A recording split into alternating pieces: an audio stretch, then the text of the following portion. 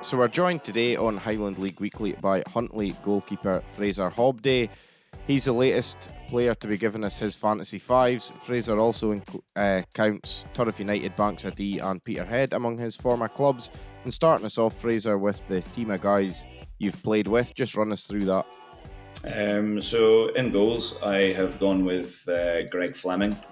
I've not actually gone with any defenders. I've just gone with a sort of a CDM, a man that can do all the jobs really. I've gone with Kane Winton in that role. I've gone with two sort of attacking midfielders on the right side, Mikey Phillipson, and on the left I've gone with Mikey Dangana. And through the middle, up front, I've gone with none other than the goal machine at Peterhead is Rory McAllister. Very good. Well, that's a good side. And just run us through with those five. What made you choose them? So pretty much the thinking behind the goalkeeper was I couldn't really pick myself. So I had to think of who else had kept me out of a team for such a long period of time, and that was Greg Fleming. Obviously, fantastic experience. He was at the Gretna side that rose up through the leagues in 2005, 2008. He's got experience down in England with Oldham, Chesterfield, Grimsby. Obviously, he was full-time at Ayr United before he came to Peterhead, and then obviously has continued to have a good career at that level. So I learned a lot from Greg, and I worked with him closely, over the year, and training was really good. Training was fun. I enjoyed working together, so I've gone for him, and obviously I well respect him as a goalkeeper as well. Probably, definitely the best I've worked with. He had it pretty much all. One of the hardest things to do in the game is cross take, as many goalkeepers will tell you. So, it's and he did it with an ease. That was probably what stands him above a lot of goalkeepers. Kane Winton, obviously, I think everyone kind of knows his qualities, but what is it about Kane that impressed you? Like I say, it could be a relatively controversial decision in that sort of area of the park, but I think for me, Kane is not given enough credit, for his sort of technical attributes. I think a lot of teams will see him as a bit of a bruiser who goes about breaking up the play really, but he is technically he's a fantastic player. You can play him at centre back, you can play him in midfield, you can play him up top. He'll literally play anywhere, and it's his tenacity really. And he can turn the game. He is the driving force behind the game. Probably I would say that if Bankside lose a game, he's probably not in the side. He is a real leader, and I really enjoyed playing with him. I really did enjoy playing with him. So he slots in there for me. And see why. And the two Michaels, Phillipson and Dangana, tell us about their qualities that you've noticed, Fraser. Mikey Phillipson, obviously, I was unfortunate to be there when he picked up his injury, with his broken leg. Unfortunately, I didn't play with him as much as I wish I had. But during the time I was at Bankside, you could quite clearly see that, again, that midfield three of Winton, Gilmore and Phillipson really just ran the show every week. His vision, his movement, he could strike a ball. He found himself picking up in little pockets. And he always used to just ghost in last into the box, and he'd find himself on the end of a lot. Even the bigger games that we played in, I noticed that he would step up. I think a lot of players, we went on that Scottish Cup run. We played Nairn at home in the second round, and then it was East Fife in the third round. And he was fantastic in both those games. And I think the best players step up. When they have that big game opportunity, and he certainly did that for me. And on the other side with Mikey Dangana, the potential he has to go on and be a top player. It was quite clear to see from day one. Especially when I first started working with him, he had come back sort of mid-season in my first year at Huntly, by being back at Huntly, obviously, and he came back. and you could just see in training. I just couldn't wait for him to get on the park because he was a real game changer. And I've never seen a man meg so many people in a game. I think we played Fraser at home and at the beginning of the season, I'm pretty sure he megged 3 people on the bounce, just one after the other.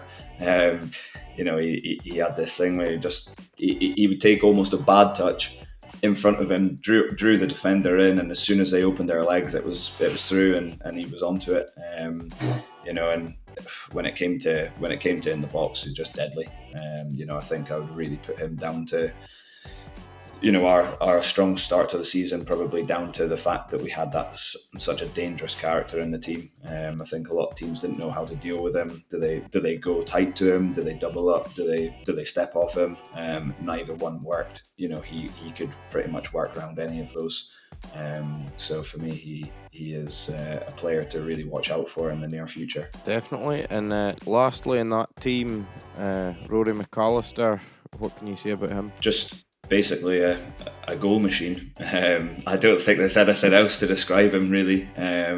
According to the Wikipedia stats, he's 164 goals in 299 games altogether for Peterhead alone, and then obviously 78 goals elsewhere. The stats don't lie.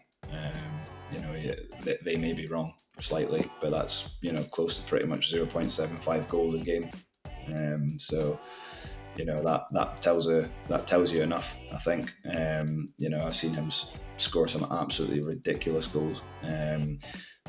Wraith Rovers at home in the Scottish Cup, I remember being on the bench for Peterhead, and I'm pretty sure he picked up the ball inside our own box, ran the whole length of the channel, and then the finish at the end, the cut inside and the lifting it into the roof of the net with his left foot. You just don't see that, I don't think, so much in modern day football because of the link up play and the passing, and trying to keep a hold of possession more than just that ruthlessness, just to go yourself the whole way. I really did enjoy working with him. He was a top player, top guy as well. So for me, he has to be in that team. No, I'm sure we can all appreciate that. And in terms of the other side, Fraser, guys you've played against, talk us through those selections. So I've actually gone with a really attacking side because I kind of feel like, from my point of view, obviously the best players I play against are the ones that trouble me the most, which basically filled in this team. So in goals, I've gone with Joe Mallon. I think it's safe to say that probably over the course of my span in the Highland League anyway, he's probably been the most consistent. When picking this team, I've basically gone with times played against versus consistency of their performance. I've played against him many times, and he's always been consistent. He can distribute with his right foot, he can distribute with his left foot accurately. Some of the saves I've seen him make have just been, a bit of a joke, really. And he's, a top lad as well. I've taken some absolute doings off Abrora over the years, and he's always been the first to kind of come over and put an arm around me, and unlucky.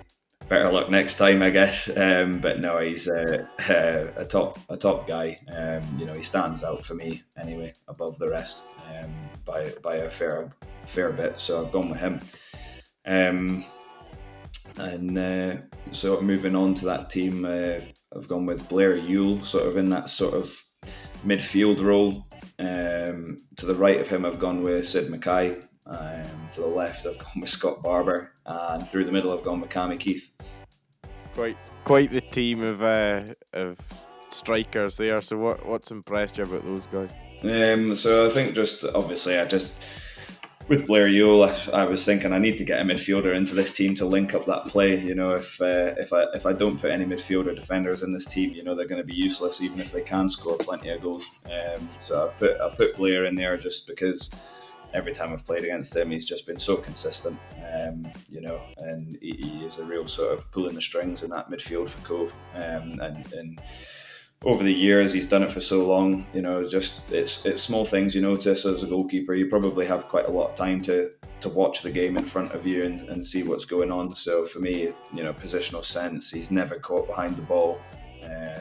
Way to pass, his vision, and he was always good for popping up with a goal against me as well. So I